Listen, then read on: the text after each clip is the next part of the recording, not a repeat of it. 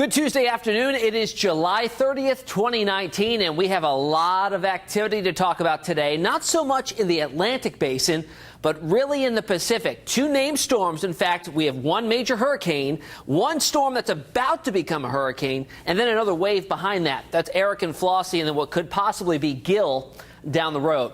Here's a look at the Pacific Basin right now. We have ERICK that has just blossomed in intensity, has undergone something called rapid intensification, which we're going to go over in just a little bit. And we have right behind it FLOSSIE. That's a blossoming tropical storm about to become our next hurricane there. A closer look of what's going on with Hurricane ERICK. 115-mile-per-hour winds with gusts to 140.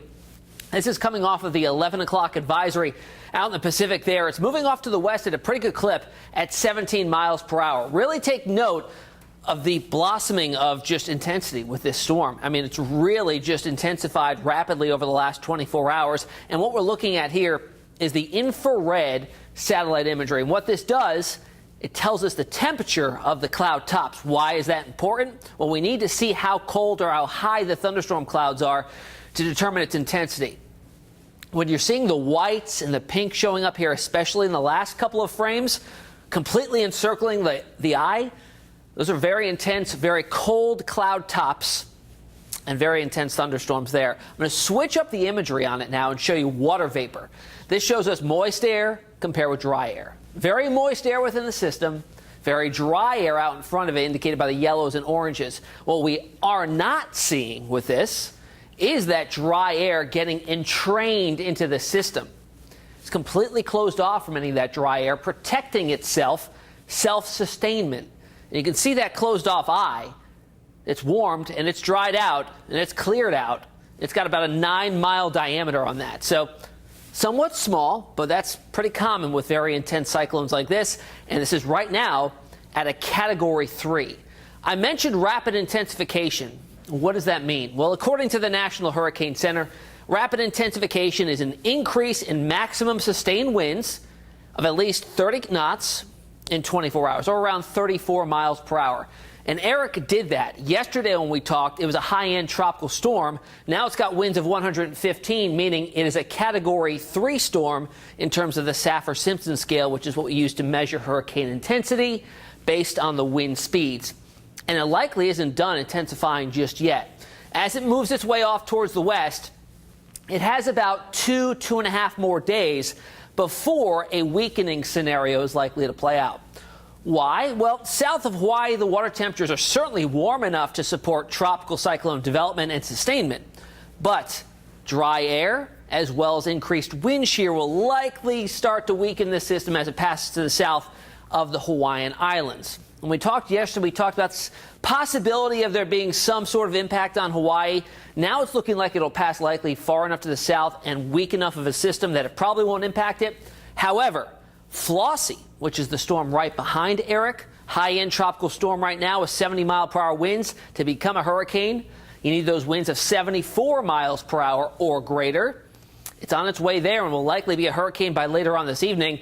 Still showing a little bit of disorganization, but a flare-up of convection. Remember, this is the infrared imagery when we see the white cloud tops, the cold cloud tops. That's healthy thunderstorm growth there. Certainly starting to see that just a little bit as we look at FLOSSIE heading off to the west at a similar speed of around 15 miles per hour. There's the water vapor imagery there. You can see it really kind of intensifying there over the last couple of frames. Dry air off to the north and west, off to the north and east, and off to the south, but notice none of it is getting pulled into the center of the system, meaning it's only going to be growing from here on out. Now, where is FLOSSIE heading? Likely going to strengthen into a Category 2 or a Category 3. I bet it does become a major hurricane once again with those warm water temperatures, but notice this one takes a track possibly at or just north of the Hawaiian Islands and still staying in a hurricane status at this point. Now, it's still going to have the warm waters. It won't so much tap into the drier air and the higher wind shear just yet, but as it nears the islands, we're certainly going to have to watch that here as we get into early next week. So we still got some time on that. Here's a look at the tracks overlaid with the above 80-degree water temperatures, sea surface temperatures.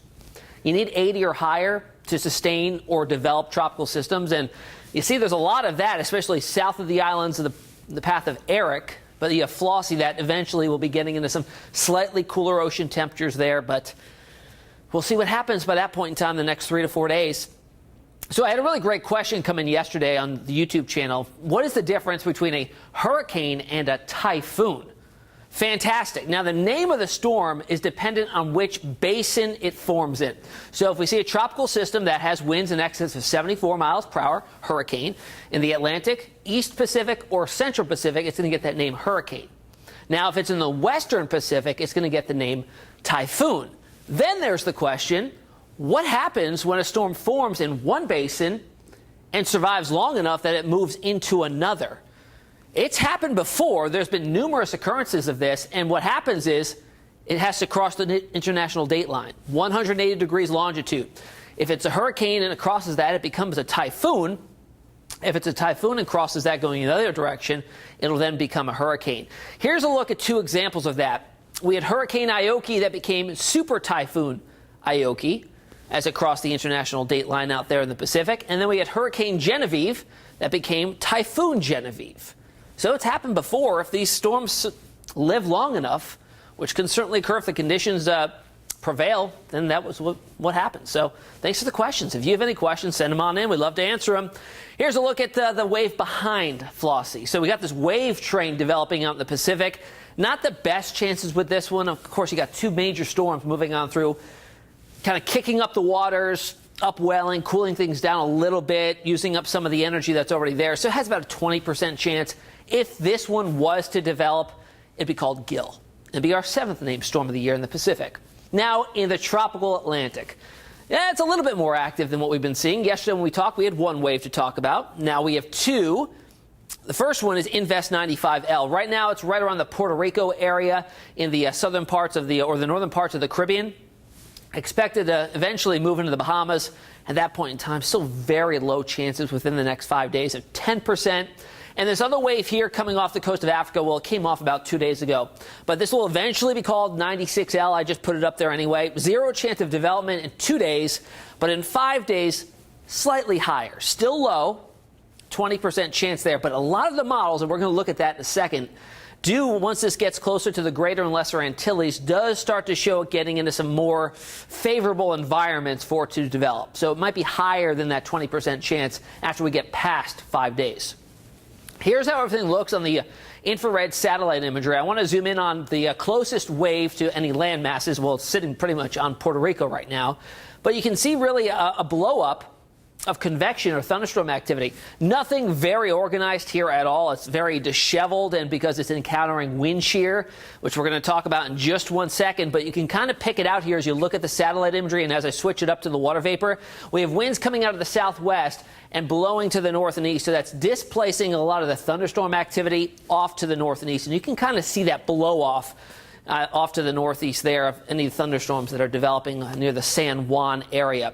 But it does look a little bit better than it did yesterday, and as this tracks off to the northwest into the Bahamas that has less wind shear and slightly more moist environment, we may see this thing start to develop. It is bringing much needed rain. In fact, a good amount of rain to parts of Puerto Rico where there are flash flood watches up there. You can see it's kind of sitting over the same area, dropping a lot of moisture in that particular area. Sea surface temperatures are not an issue. All right, we've got sea surface temperatures over 80 degrees Fahrenheit pretty much all throughout the Caribbean and all throughout as you get up through the Bahamas. So that's not a problem at all. What is the problem is the wind shear. So the colors you're seeing here, the reds, the yellows, the purples, that's unfavorable environment for tropical development.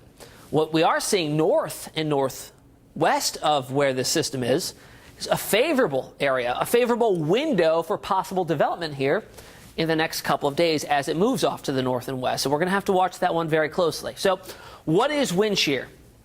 Wind shear and hurricanes, are very dependent on one another. If there's low wind shear, pretty good chances that we're going to see a hurricane or a tropical system develop. Now, what that means is a normal hurricane wind flow is inflow at the surface and outflow aloft, right? So it's a vertical system. When you have wind shear aloft, that's a change in wind direction and speed with height. So that means that the system will get tilted off towards the east, the west, the north, or the south, and that disrupts the wind flow within a hurricane or a tropical system. Same with thunderstorm activity. When it builds up, it goes vertically. If there's wind strong enough at top, it blows the tops off those thunderstorms and squelches any potential growth. Now, there's another wave here way back off towards the west, or the east, excuse me, that we talked about that could potentially be Invest 96L. Pretty healthy looking.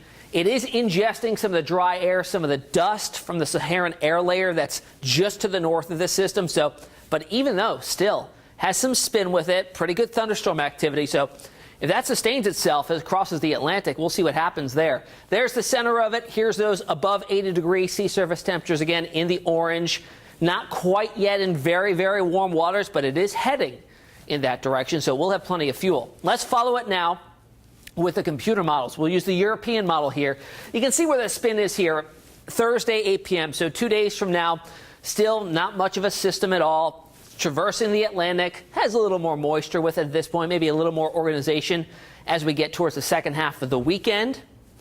If we go farther out into early next week, starting to see a little more development with this. Is it nears the same area where Invest 95L is right now. And then as we get towards the middle of next week, very far out in the future, certainly the possibilities there for some development in the Bahamas and off of the east coast of Florida, potentially. But what is going to be steering this system? There is a big dome of high pressure sitting over the Atlantic, the Bermuda High or the Azores High. Interchangeable names. But the strength of this high will determine a lot of where these Cape Verde storms go. That's what that system is, a Cape Verde storm. That's the area that it's developing off the coast of Africa. If this high is relatively weak, storms can be steered towards the east coast, but then do that nice little recurvature out to sea, and we call that a fish storm. If it's just a little bit stronger, it'll have a far westerly track, come maybe a little bit closer to land, but it's just not strong enough to steer right into land. We'll still get that recurvature out to sea. However, there are times, and there have been times in the past couple of seasons, where it is very strong and it throws it right up into the United States or potentially all the way out into the Gulf of Mexico. What do I think is going to happen with this? Well, it's still too far out to tell. But it's looking pretty likely that we won't see a very strong area of high pressure here. And there are some indications that we'll see a trough or a dip in the jet stream here off the eastern seaboard that will actually help it recurve out to sea and probably miss land. But certainly things could change. We'll watch it very, very closely. So the Atlantic hurricane names, we're going to be up to Chantal if we do get that name system, either 95L or 96L. And of course, we'll continue down the list as we get farther into the season. Have any questions? I'm happy to answer them. You can find me on social media, meteorologist Tim Pandajis on Facebook, or of course on Twitter, 13 Tim Pandajis. We'll have another update tomorrow. If there's any changes, enjoy your evening.